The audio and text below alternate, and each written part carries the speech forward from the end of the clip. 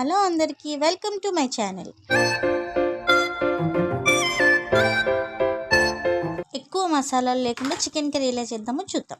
ఇది 1/2 kg chicken అండి. ఇప్పుడు ఇందులో మనము ఒక 1-1.5 స్పూన్ కారం వేసుకోవాలి. కారం మీకు ఎంత పడుతుందో చూసుకొని, ఎందుకంటే కొంచెం కారం ఎక్కువ ఉంది కూడా కారం ఉంటుంది కదా, సో కారం ఎంత పడుతుందో చూసుకొని దాన్ని బట్టి వేసుకోండి.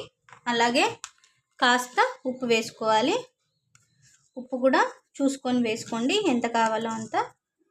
కాస్త పసుపు వేస్తున్నాను. అలాగే కొంచెం ధనియాల పొడి, అల్లం వెల్లుల్లి పేస్ట్, అలాగే పెరుగు. ఇవన్నీ వేసుకున్నాం కదా, ఇప్పుడు బాగా కలిపేసుకోవాలి ఇవన్నీ కలిసే విధంగా.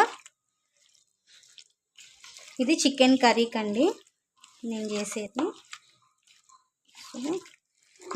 ఇలా బాగా కలిపేసుకున్న తర్వాత ఒక 1 అవర్ మనము పక్కన పెట్టేసుకోవాలి, లేదంటే ఫ్రిడ్జ్లో పెట్టేసుకోవాలి. ఇప్పుడు మనం వేసినవన్నీ కూడా బాగా పట్టుకుంటాయి అన్నమాట చికెన్కి. ఇప్పుడు 1 అవర్ మూత పెట్టేసుకొని పక్కకు పెట్టేసుకుందాము. కడాయి పెట్టేసుకొని ఇప్పుడు 2 టేబుల్ స్పూన్లు ఆయిల్ వేసుకోవాలండి. చికెన్ కదా, చికెన్కి మనకి ఎక్కువనే కావాలి ఆయిల్ వేడైపోయిందండి. ఇప్పుడు మనం ఉల్లిపాయలు ఇంకా పచ్చిమిరపకాయలు 2 వేసేసుకోవాలి. బాగా కలిపేసుకున్నాము. కొంచెం ఉల్లిపాయలు పచ్చిమిరపకాయలు కొంచెం వేగాలి మంచిగా.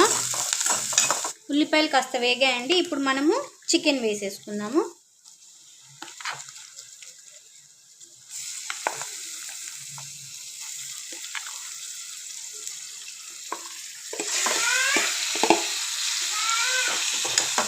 చికెన్ వేసుకొని బాగా కలిపేసుకోవాలి, ఉల్లిపాయల్లో కలిసిపోయే విధంగా. మనము చికెన్లోనే అన్నీ వేసాం కదండి, ముందే మనం మ్యారినేట్ చేసి పెట్టుకున్నప్పుడు అన్నీ వేసుకున్నాం కాబట్టి ఇప్పుడు మనం ఏమీ వేయాల్సిన అవసరం లేదు.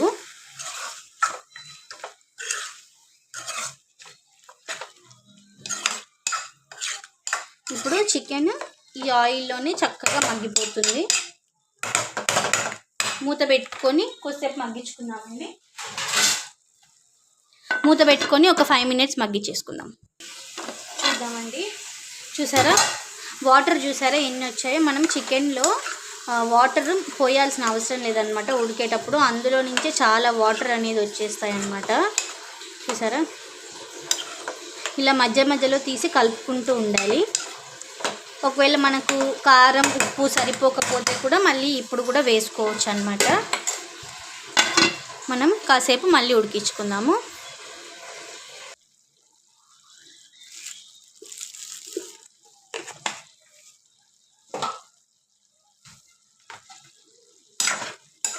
బాగా కలుపుకోవాలి. గరం మసాలా వేసుకున్నాం కదా,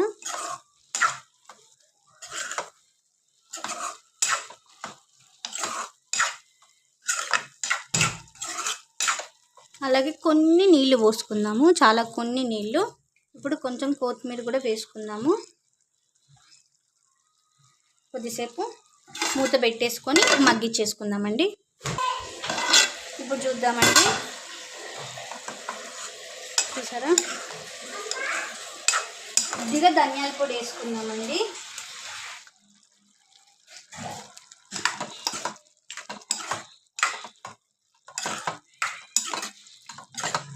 ఇలా కొద్దిసేపు మూత పెట్టకుండా ఉడికించుకుంటే దగ్గరకు అవుతుందండి కర్రీ అంతా కూడా. సో ఇలా చికెన్ చాలా టేస్టీగా ఉంటుంది. మీరందరూ కూడా ఒకసారి ట్రై చేయండి. అలాగే ఇప్పటివరకు నా ఛానల్ ఎవరైతే సబ్స్క్రైబ్ చేసుకోలేదో ప్లీజ్ సబ్స్క్రైబ్ చేసుకోండి. అలాగే నా వీడియో నచ్చితే లైక్ చేయండి. Thank you.